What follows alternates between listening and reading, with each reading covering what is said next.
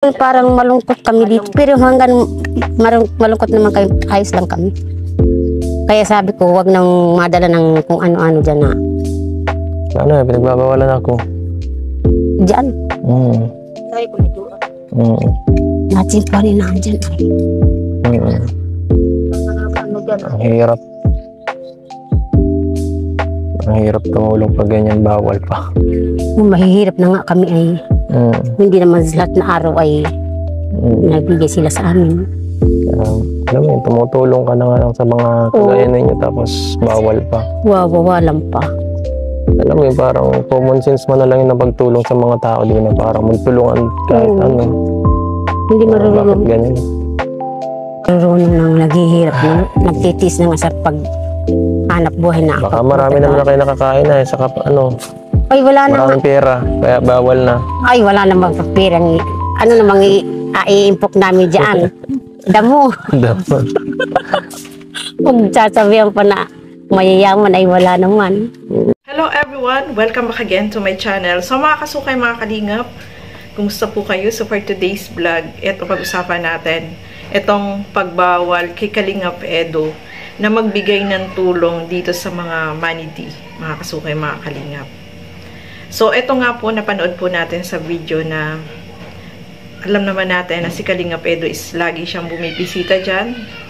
Sabi nga ni nanay is every week dati bumibisita itong si Kalingap Edo para magbigay ng tulong. Pero ngayon po dahil sa nangyari na hindi maganda is pinagbawalan si Kalingap Edo na pumasok sa tribo ng mga manidi na magbigay ng tulong, no?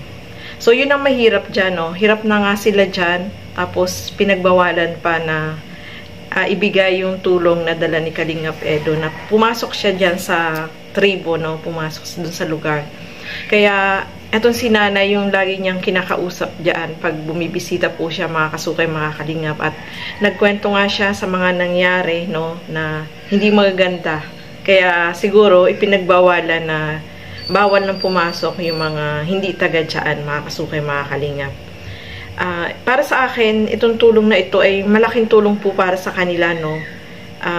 Marami yung dinadala dyan ni Kalingap Edo na tulong para makatulong po sa kanila kasi alam naman natin yung kalagayan po nila ay sobrang napakahirap, mga kasuki.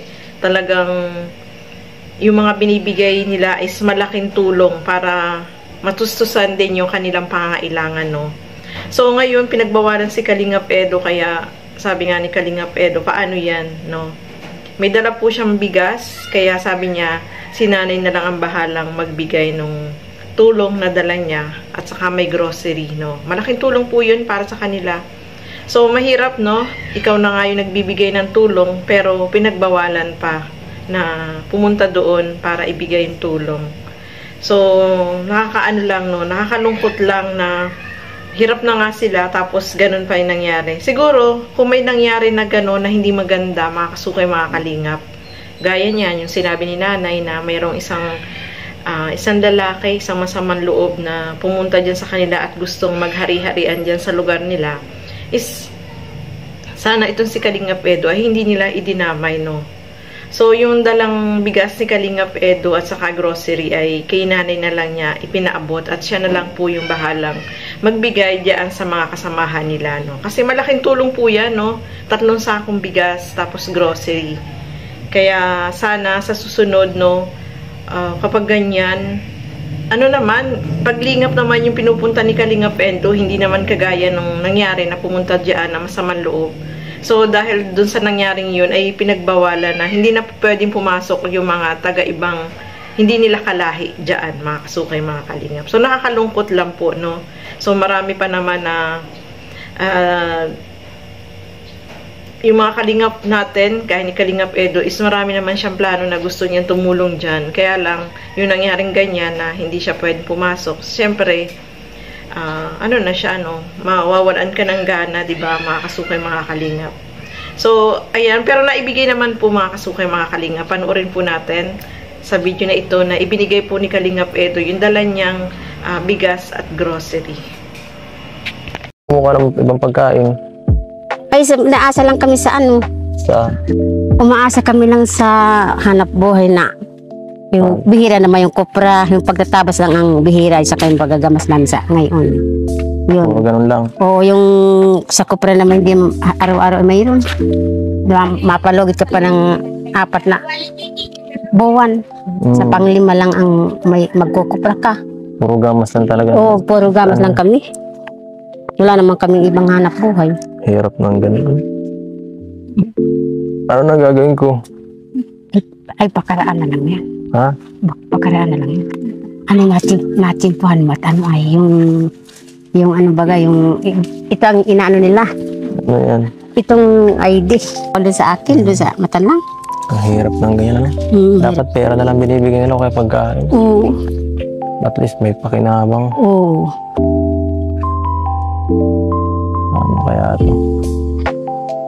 Malabas din yung mamaya. Ano, susunod na lang ako mabigay ng tulong pag ganito. Ay, sa sunod na lang. Pero hindi pwede. Nandito na tayo. Layo ng pinuntahan natin. Ayan, dito na lang tayo nag-vlog kasi Oo. pare medyo, kasi, parang prohibited dun sa kabila, dun sa loob. Dito na lang. Prohibited, pinagbawalan tayo guys.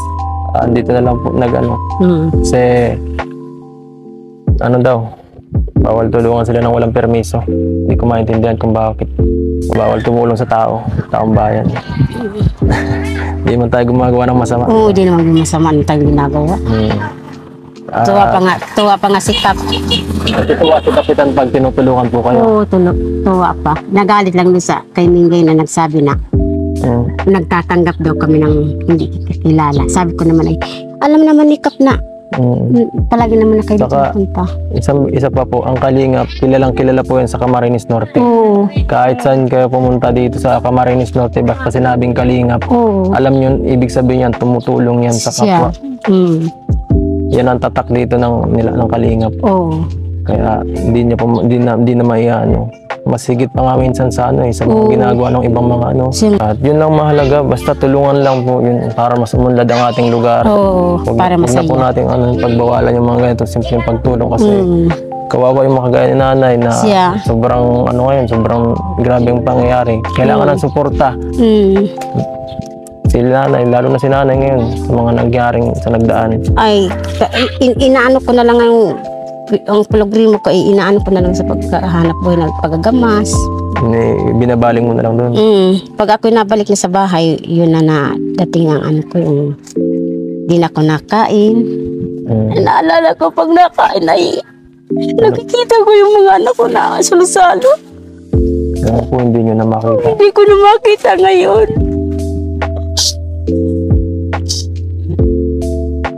So, hindi ko makapasok sa natsimpahan lang ninyo ay. Ito po, mga gamit nyo. Kaya na pong bahala mag-distribute. Ay, ako na lang maghati-hati sa mga kasamahan nyo po. Ito po. Ako na lang mabigay niyo. Kaya na pong magbahala nyo. Alam mo naman ako na lahat naman ay mayroon. Sige po. Salamat. So, salamat sa iyo na napakabuti niyo sa amin. Wala pong ano man yun ay. Napakabuti niyo sa amin na kayo ng pagkabuhay namin. Yung iba hindi marunong mag-isip ng kayo na mahirap na kaming naghahanap buhay na lang na gayon na sisiraan pa ng gayon. Ano po. Oo. Hindi kami magsasawa sa iyo. Salamat po. Salamat. Grabe, naiyak ako mga kasuki. No? Sobrang nakakaawa, no? Kasi yung nangyari dito dun sa family ni nanay is talagang nakakalungkot talaga, no? Tapos ngayon pa ipinagbawalan, pero ayan nga, sabi nga ni Kalingap Edo is iiwan na lang niya dito kay nanay yung mga dala niya para maibigay, no? Kasi ano naman po sila dyan, hati-hati dun sa ibibigay ni Kalingap Edo na bigas, no, mga kasukay. Kaya sobrang nakakaawa po sila, no? Tapos ganyan pa, kailangan kumuha ka pa ng permit para magbibigay ka sa kanila ng tulong, no? Dati naman hindi naman ganun. Hindi ka naman pag pumunta sila dyan, kasi ano naman po yan tulong naman, hindi naman kung ano. Kaya sobrang nakakalungkot lang po yung mga pangyayari, no, mga kasukay, mga kalingap. Kahit sila is hirap na hirap po talaga sila, yung gawain nila dyan is mga pagtatanim lang, lagi silang nandiyan sa bukid, nagagamas, no? Kaya sobrang hirap po talaga ng kalagayan ng mga manatee. Buti na nga lang, nandiyan ang kalingap, no? Tapos ngayon, pinagbawalan pa. So, saan sila kukuha pa ng ibang yung tulong na may ibigay ng kalingap is malaking tulong po yun para sa kanila, mga kasukay, mga kalingap. Kahit si Kalingap Edo ay napailing na lang po, no? Kasi, syempre, ikaw na nga yung nagbibigay tapos pagbabawalan ka pa, no, mga kasukay, mga kalingap. So, ayan, maraming salamat po sa inyong panonood at lagi po natin supportahan Bal Santos Matubang, Kalingap Rob at Edna Vlogs at support din po natin Kalingap Edo. Sobrang sipag po niyan, mga kasukay, mga kalingap. At yung aking YouTube channel, Gandang Emmy, sa mga hindi pa po nakapag-subscribe, please subscribe and please hit the notification bell para lagi po kayong updated sa aking mga ina-upload na mga reaction video. So hanggang dito na lamang po muna. Keep safe everyone. Thank you for watching. Mabuhay po tayong lahat. Bye-bye!